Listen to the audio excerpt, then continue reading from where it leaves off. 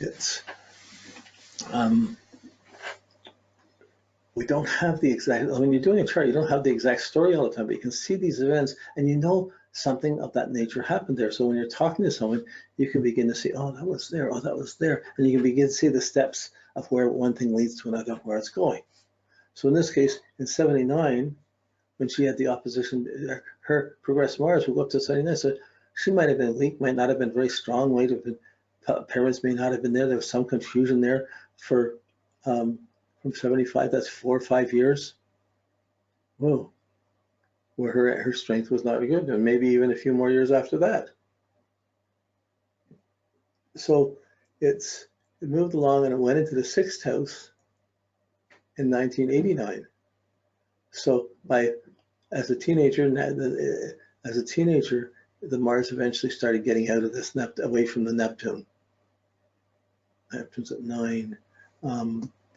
So by the time it goes into the 6th house, it's at 14 degrees. It's still, Neptune's still there a bit, but not as much, but it's starting to move past that and moving on and going into the need, instead of just performing and trying to be the best kid at playing, which would have been a confusing, questionably successful role, it moved into 6th house needing to do something of service, needing to help others, needing to do things that were useful.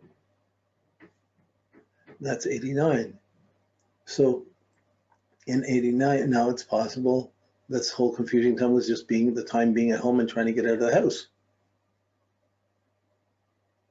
And even though feeling responsible for parent, mom, and everything else that's going to be there with that Mars, Neptune, Moon, Venus, her Mars progresses and moves out of it, so she gets beyond that. There's other things. Being of service is there, but to who, to where, it starts to change.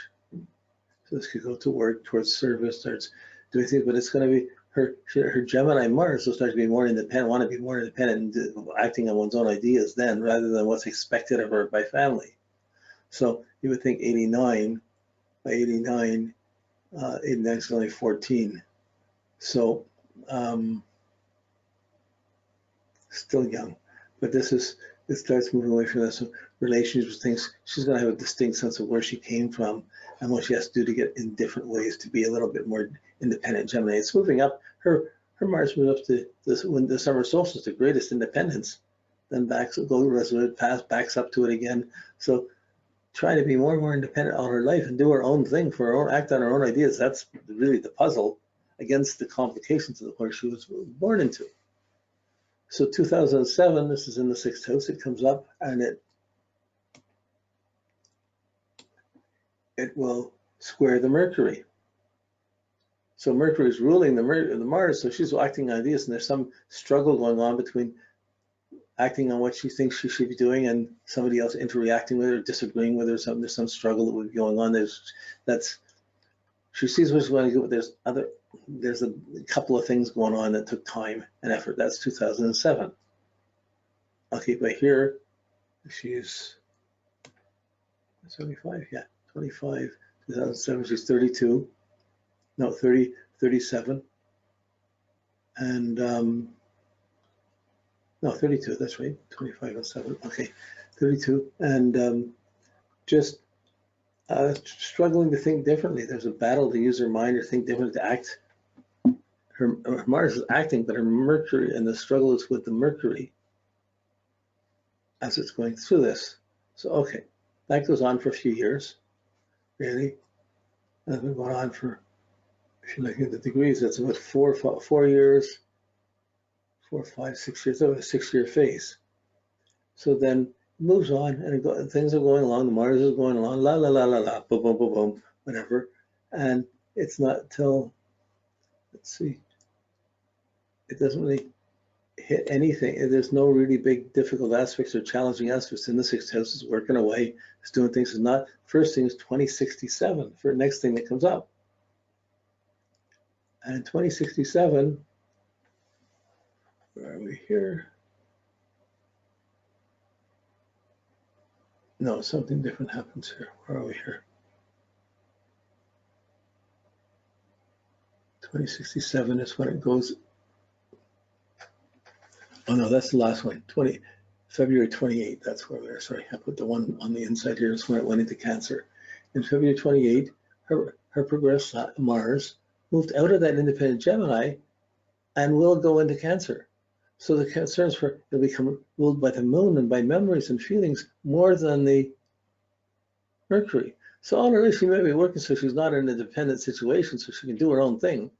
But by 2028, there's Mars is going to be affected more by mom. So maybe mom's dying or something's happening, things are happening with family.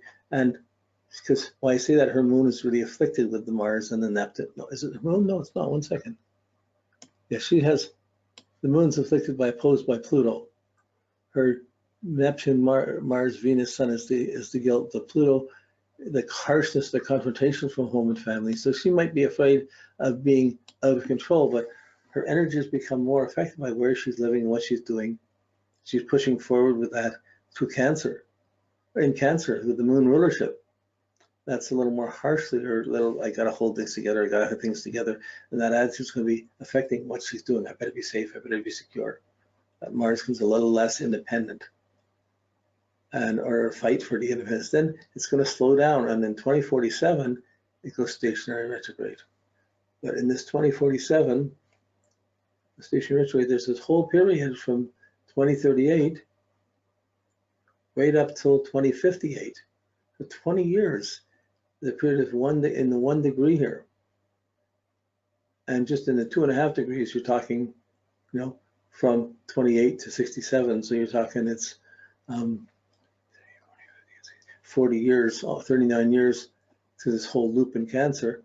But really, this last degree where it's coming up to the stationary retrograde, and at that degree, is there an aspect there? No, there's no aspect there. So that's a fairly smooth thing.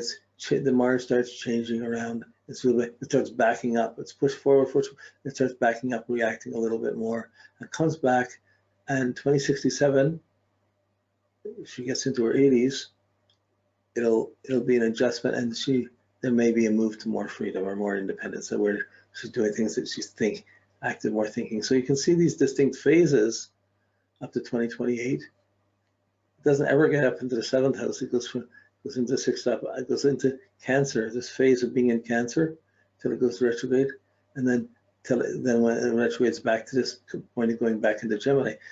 There's no critical aspects, but there's certainly a different attitude and phase, and 3 phases inside of that, 1 building up, 2 the exact 1 degree, and then the rest reacting from that, coming in at that time.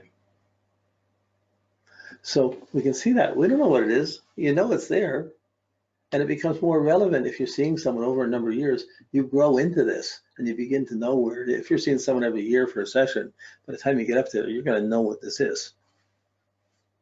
And they may or may not. If you're studying your own, you become to see it. You go, oh, Jesus, this. Because we always have a tendency to dramatize it when it's our own and magnify, but we're trying to see what the most we can get out of it.